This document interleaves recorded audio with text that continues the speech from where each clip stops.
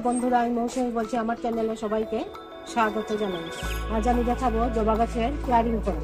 দেখুন, আমার এই জবা গাছটা নতুন, বেশি পুরোনো না, 1 বছরও হয়নি। জবা গাছটা কীভাবে ফুল ফুটছে, রোজই 5-6টা করে ফুল ফুটে। আজকে 3টা ফুটেছে।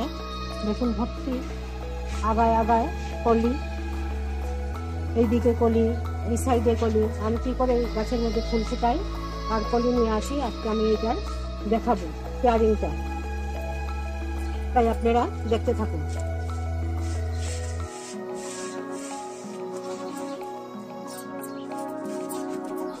আগে মাটিটা এইভাবে খুঁড়ে নেবেন, একটু ভিজা ভিজা থাকবে মাটিটা, খুঁড়ে নেবেন এইভাবে। সাইডগুলো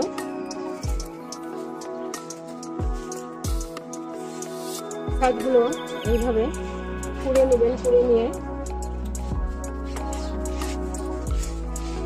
অল্প 1 চামচ, এটা আমার 8 ইঞ্চি টব, 1 চামচ ডিমের খোসা।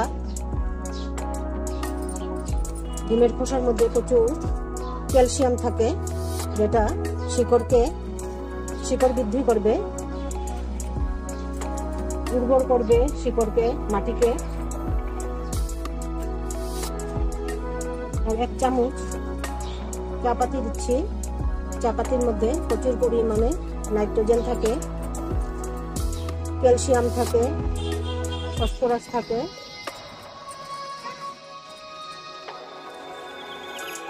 এটা হলো কলার খোসা। শুকিয়ে এইভাবে কলার খোসাকে গুঁড়া করে নেবেন, নাহলে মিক্সির মধ্যে দিয়েও গুঁড়া করতে পারেন।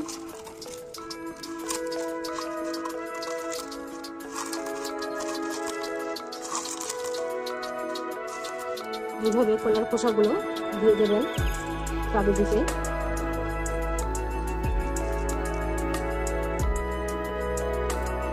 চা পাতির মধ্যে প্রচুর পরিমাণে নাইট্রোজেন থাকার পরে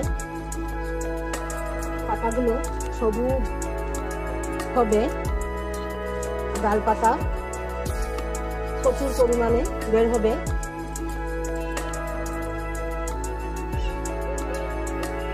এইভাবে দিয়ে তারপর সাইড থেকে মাটি দিয়ে ঢেকে দেবেন। এইভাবে মাটি দিয়ে ঢেকে দেবেন সাইড থেকে। এগুলো পচতে থাকবে আর শিকড় তার প্রয়োজন মতো খাদ্য নিতে থাকবে।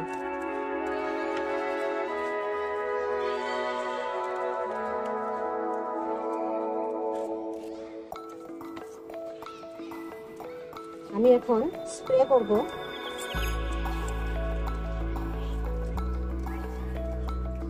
এই জলের মধ্যে আমার শ্যাম্পু মেলানো আছে।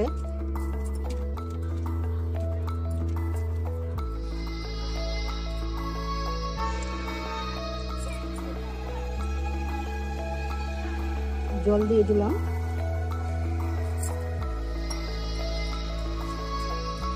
হলুদের গুঁড়ো লিকুইড আমি জলের মধ্যে গুলে ফেলছিলাম।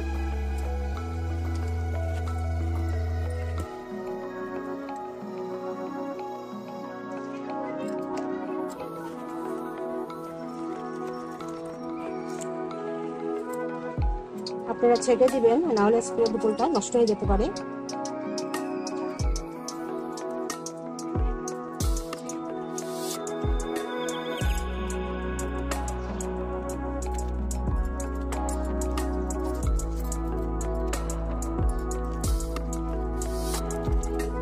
কলার খোসার মধ্যে প্রচুর পরিমাণে পটাশিয়াম থাকার ফলে প্রচুর পরিমাণে কলি আসবে, ফুলও আসবে। ফুলের সাইজগুলো বড় হবে। এইভাবে জবা গাছকে ভালো করে স্নান করিয়ে দেবেন, তাহলে আর মিলিবাগ গাছের পাতায় বসবে না, রসও শুষে খাবে না। যদি আমার ভিডিওটা ভালো লেগে থাকে তাহলে লাইক করবেন, শেয়ার করবেন, সাবস্ক্রাইব করবেন ও কমেন্ট করবেন। আজ এই পর্যন্ত, দেখা হবে নেক্সট ভিডিও।